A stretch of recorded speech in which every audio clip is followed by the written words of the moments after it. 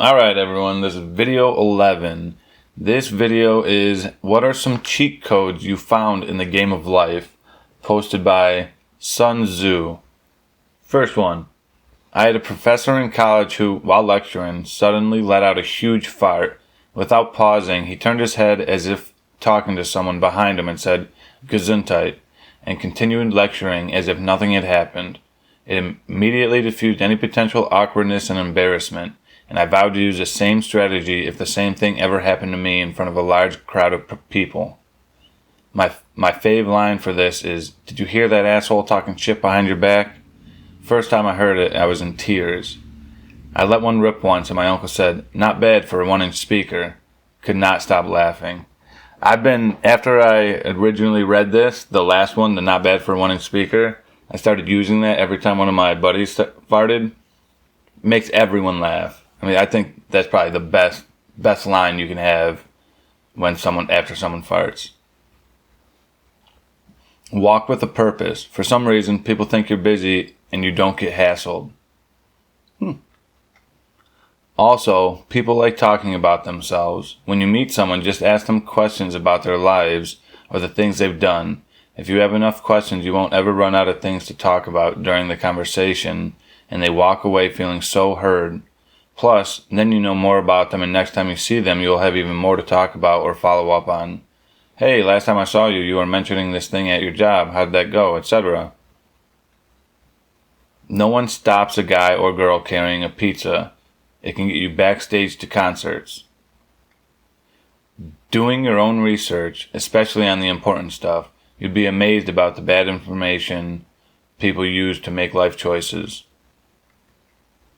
Take a $1 bill and flip it over. Now tape a $5 bill and tape it to the end of the upside down single with as little tape as possible to make it secure. Now feed the $5 bill into a change machine. The coin machine reads the 5, gives you quarters, then reads the upside down single, rejects that, and boom, you got yourself a felony. Yeah, I was just going to say that. Probably highly illegal. When my daughter was little and still believed Band-Aids cured things, one time she had a bellyache, so I put one on her belly and it made her feel better. Power of placebos. Placebos are for sure real. I mean, there's so many studies that come out, and just the power of the mind thinking. If you think something's going to work, it will most likely work on smaller things, whether it's a headache or, and for this instance, a bellyache. It's pretty crazy. I'm an assistant teacher in a preschool. Asking if kids can use their sitting muscles and listening muscles during circle time makes the kids want to show me how strong they are.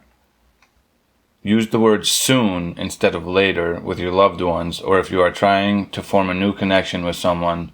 It shows you are interested in talking but currently busy with something. E.g., talk to you soon. If you are punctual, smartly dressed, and quite friendly, you can actually get pretty far in most jobs without being that good at anything or trying very hard. A boss of mine once said you can either be good at your job and unfriendly and a pain to work with, or you can be bad at your job and great to work with, but you can never be both bad at your job and unfriendly. Being friendly and good to work with is a massive skill that can really help you progress.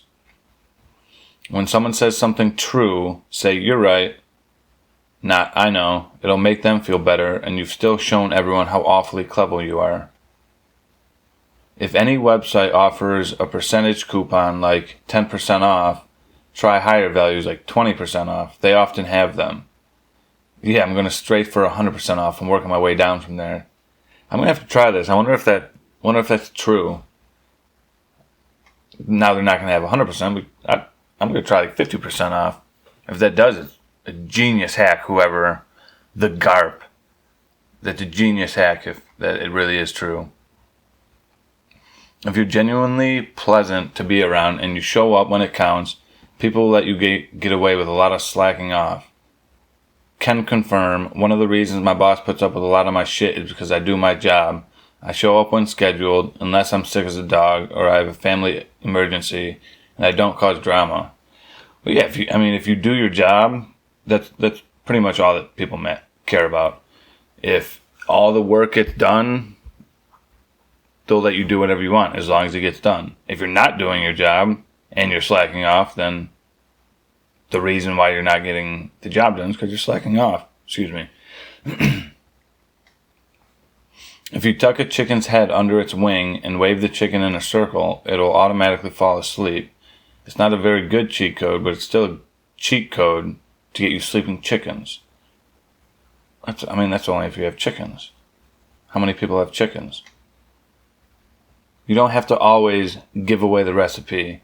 By that, I mean, don't over-explain yourself. If you can't do something 9 times out of 10, it's okay to simply say, unfortunately, I'm not able to do that. Can't swing it this time, etc. You don't have to go on and on about why or make up reasons and list them off. Over-explaining just ends up looking more suspect than simply being clear and concise. You become the people you surround yourself with.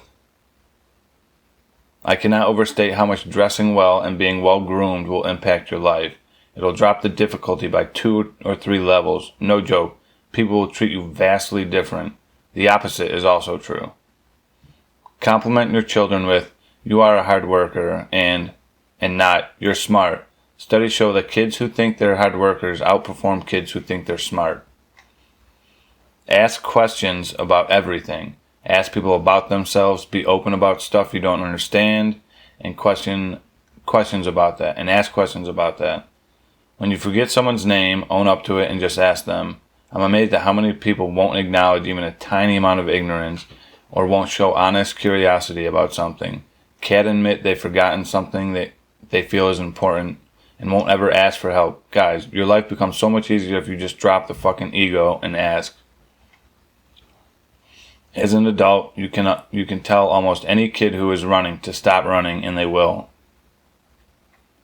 Not a cheat code, but an Easter egg. If you ask someone if they know all the words to I'm a Little Teapot, around 80% of people you ask will start singing it. Half of those will do the gestures. To seem charming, all you have to do a lot of the time is to be an engaged listener. You don't need an amazing sense of humor to be able to lay on the compliments or regale people with stories. Just listen to other people in a way that shows that you are interested and not only waiting for your turn to talk. Make eye contact. Don't interrupt them. Don't turn the conversation to be about you. Ask good questions. Edit. I just want to add, as per many comments here, that being engaged listener is not the same as being a sort of conversational doormat where you have to allow people to drone on and on about things that don't interest you, annoy you, offend you, or drain you. Merely, suffering through an encounter is pretty much the opposite of what I'm talking about. It's about letting yourself be interested in and learn from other people and not focus so much on feeling like you have to be the entertainer. And being an engaged listener is really the opposite of the person who just listens and never wants to talk about themselves. You are putting yourself into the conversation with your interested responses. You are guiding it to places you find interesting. Just suffering through boring conversations is not engaged listening. Underpromise and overperform. Say you'll achieve less than you think you will, and then do more and everyone will be impressed. Works well at a job. The correct response to any compliment is thank you. You can then follow it up with a comment if you'd like to continue the conversation. If someone likes your dress, thank you, it has pockets. If someone compliments your art, thank you, I've been practicing. If someone asks you if you're a professional singer because you have a good singing voice, thank you, I just sing for fun. Not only does it make you seem confident and self-assured, it tells them that they are right. That's a friendly thing to do. This even works if you don't believe the compliment, saying, oh no, I'm ugly. When someone compliments your appearance, not only tells them that they're wrong, it makes you think of yourself as ugly. A better response would be, thank you, I really appreciate that. I don't always believe it, so hearing that from you helps. I have a heated throw blanket in my living room. In the winter, I'll wrap my coat up in it, crank up the heat. In a few minutes, my coat is toasty warm, so I can brave the coldest day. Just be nice, particularly to people in the service industry. Your job, your personal interactions, even your calls into customer service will go 100% easier if you're just nice to people and recognize that they're probably just trying to do their job, not screw you over. When married, don't stop treating your significant other like you did when you were trying to win them over. It is a great way to show them you're still as infatuated with them as you were when you first met. Date your wife, or someone else will. If you have no complaints about your food service / staff at a restaurant, ask to see the manager and pay a compliment and a thank you about the server / host staff. Usually people want to see a manager to complain, and a compliment is nearly always welcome. I've gotten countless free drinks, appetizers, chips, % off my bill, all just for making a polite comment to management. That's going to be it for this video. If you guys enjoyed it, please like, comment, subscribe, and hopefully see you in the next video.